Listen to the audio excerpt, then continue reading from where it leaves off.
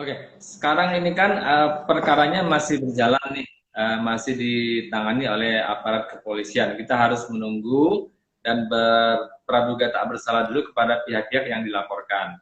Nah, mungkin arahan dari Bang Aga kepada orang awam, apa yang harus dilakukan agar kita tidak terperangkap dalam persoalan hoax seperti yang terjadi sekarang dengan Angie, sebelumnya Ibu Ratna, dan sebelumnya siapa lagi gitu. Apa nih tips atau rambu-rambunya yang bisa kita pegang agar kita nggak terjebak di persoalan seperti ini?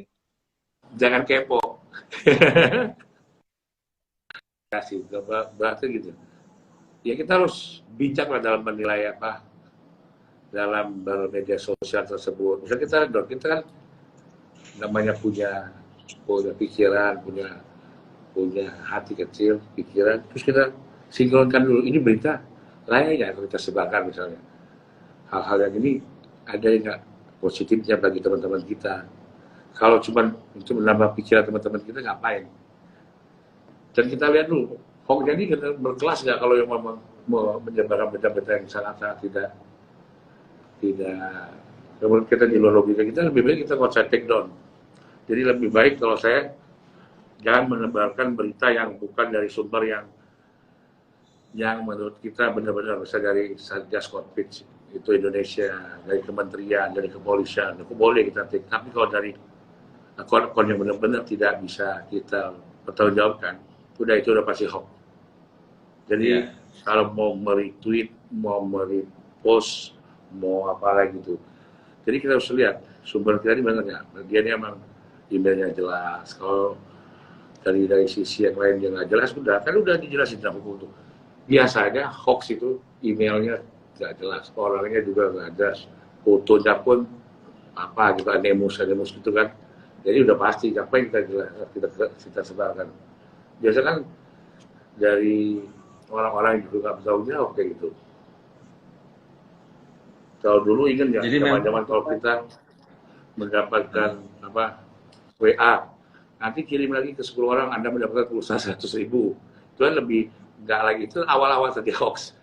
Nggak ada efeknya, nanti ada lagi. Mungkin berkembang biar mereka makin pintar lah. Itu kan kerjaan para hoax yang memang diciptakan di dunia maya. Dulu hacker, hoax, apalagi itu yang kita dikategorikan perusak di dunia maya lah.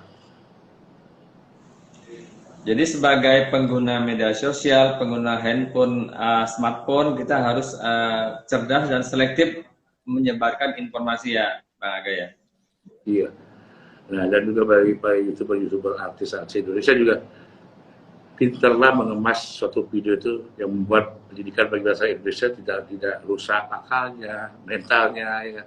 Jangan sembarang untuk rekan apa istilah viewer ya, subscribe gitu kan. Iya, subscribe. Jadi ya bikin konten yang menarik lah, kan banyak gitu. Jadi ya, untuk para konten kreator ya, harus lebih berhati-hati juga, jangan sembarangan memilih tema kontennya ya Bang ya kayak. Iya. Kalaupun kontennya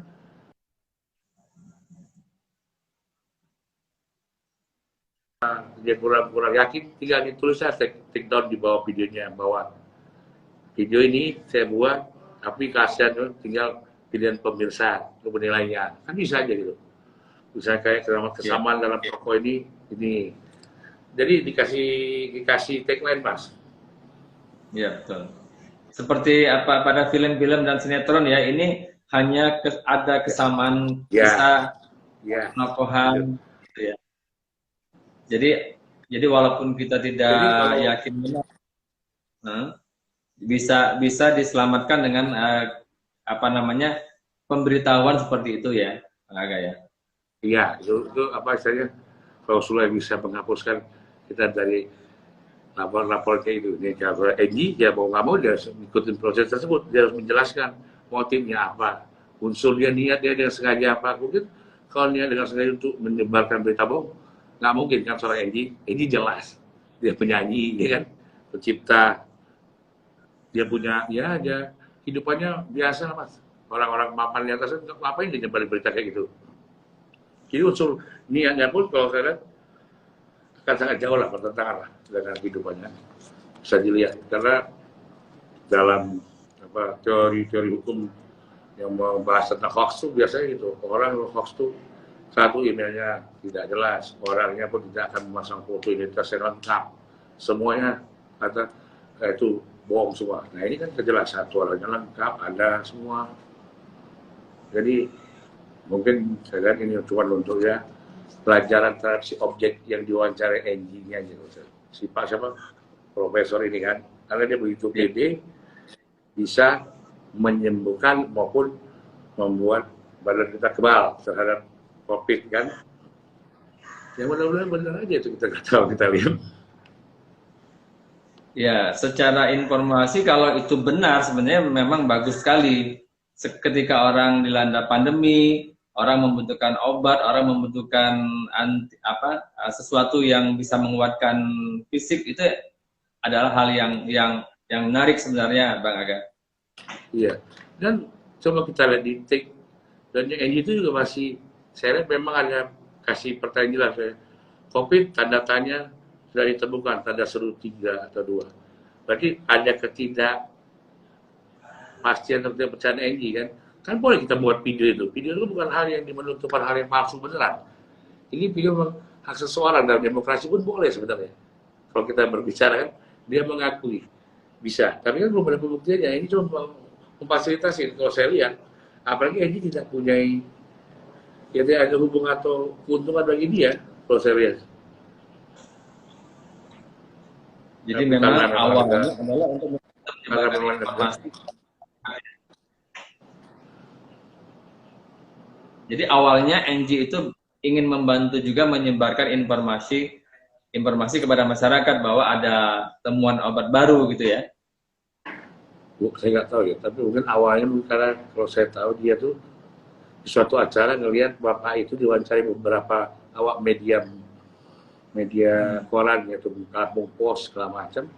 Nah ini dengar dia tertarik juga, apa benar nih dia minta waktu.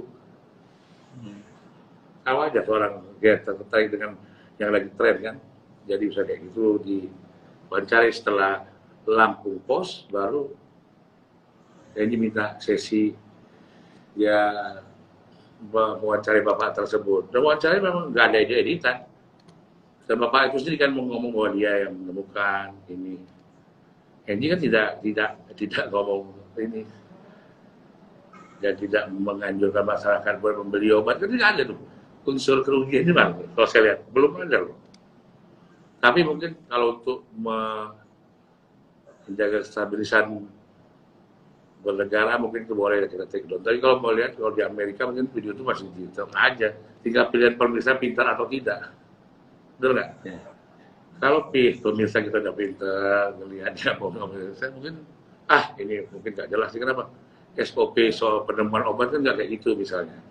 Jelas harus ada ID, harus ada apa. Nih sekarang ID pernah nggak kasih tahu?